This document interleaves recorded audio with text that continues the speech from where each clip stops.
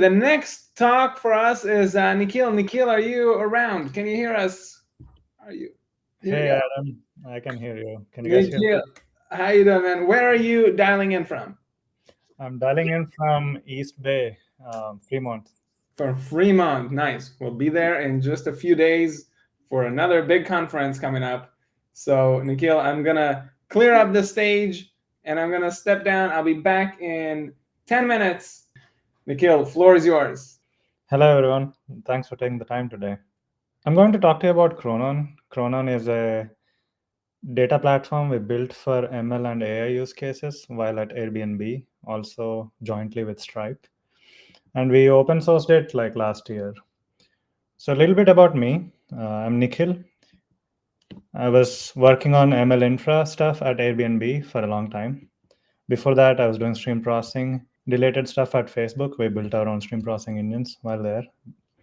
And before that, I was doing ML infra again back at Amazon and Walmart Labs. So currently, we have founded this company called Zipline AI to help people use Chronon. So what is Chronon?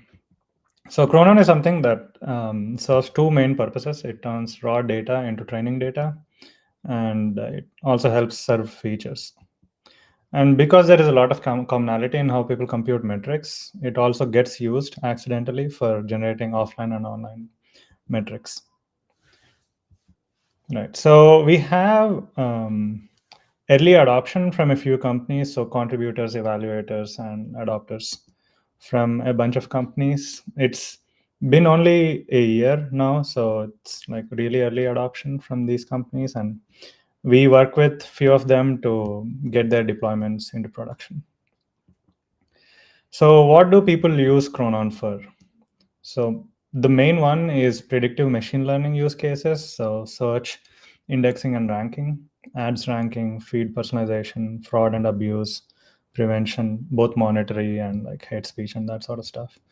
And also to personalize marketing material and like to do pricing. So there's a wide variety of use cases. Um, this is what it's traditionally been used for. But in the last 2 3 years, we have seen a growing number of use cases that are like more using LLMs and generative AI.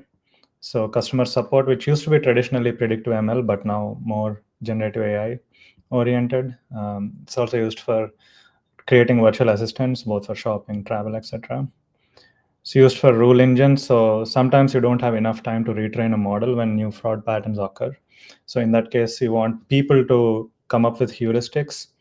For a day or two, these heuristics run and filter traffic out. And that's where rule engines come into play. You give your heuristic to this rule engine and it filters traffic out.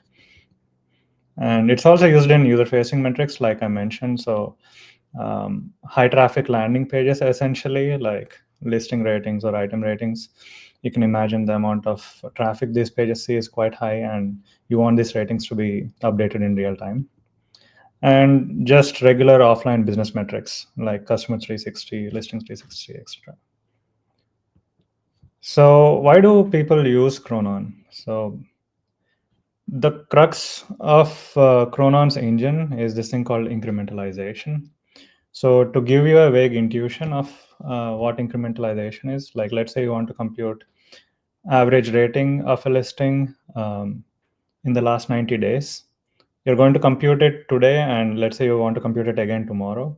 You have about 89 days worth of overlap. So we are going to aggregate 90 days today and another set of 90 days tomorrow, and there is 89 days that overlap today. So if you can effectively incrementalize this computation, you're going to save about 45x of computation, or like 90x in like extreme cases.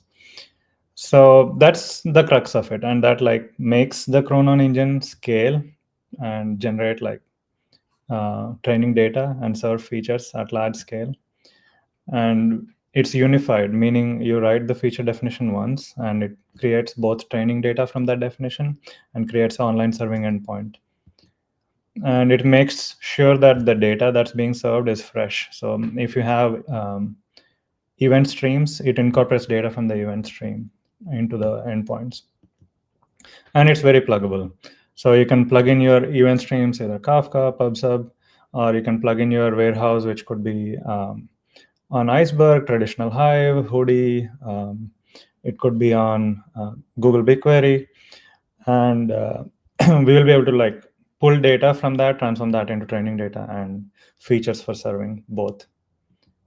So under the hood, we are like built on a bunch of technologies, some open source, some not. We connect to these things and we pull data from these things. And we have Chronon basically implements its incrementalization algorithms over two engines, one for batch processing, which is Apache Spark, another one for stream processing, which is Flink. And it stores online data and indexes them into right now it's an open connector, so anyone can implement any connector to any database, but we have implemented connectors for these three. Right. So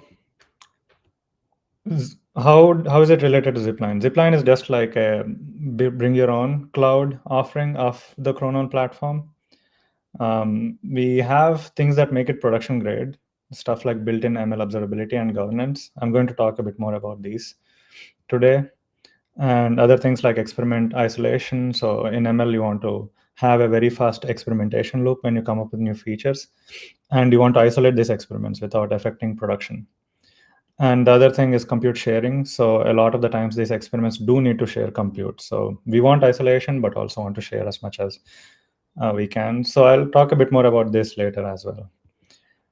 And we are integrated with some of the ML platforms that exist out there, like Vertex AI and SageMaker.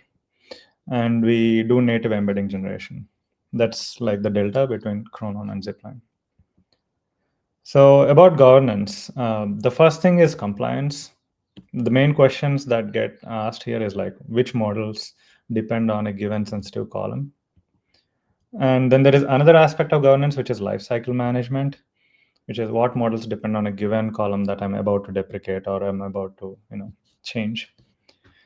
So if you see, these questions are like awfully similar, and like what is needed to really answer these questions is a global column lineage graph.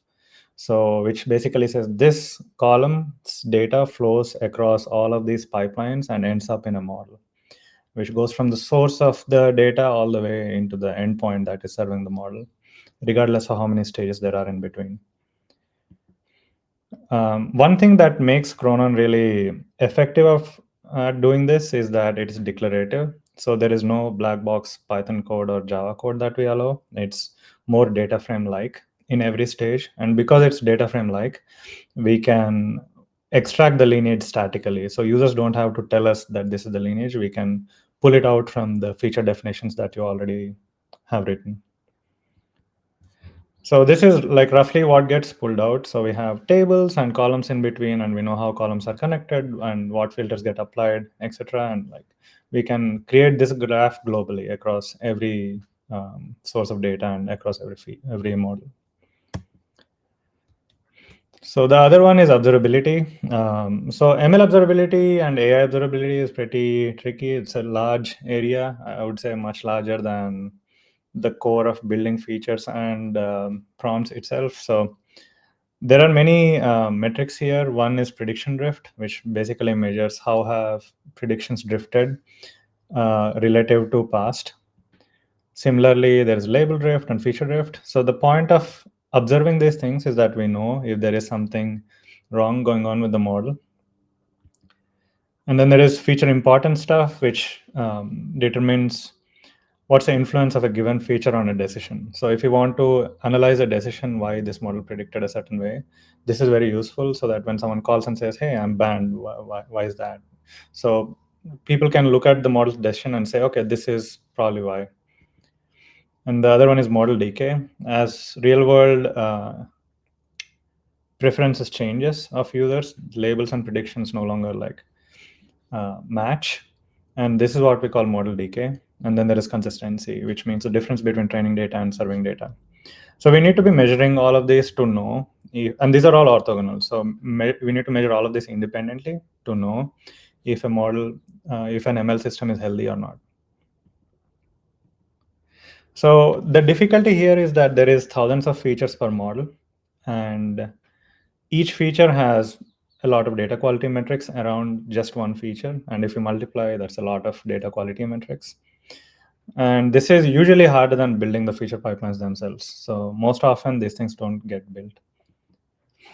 So another advantage that Cronon has here is that it's declarative, which means we can derive what needs to be measured and auto compute these metrics. And we can automate the observability of all of these pipelines.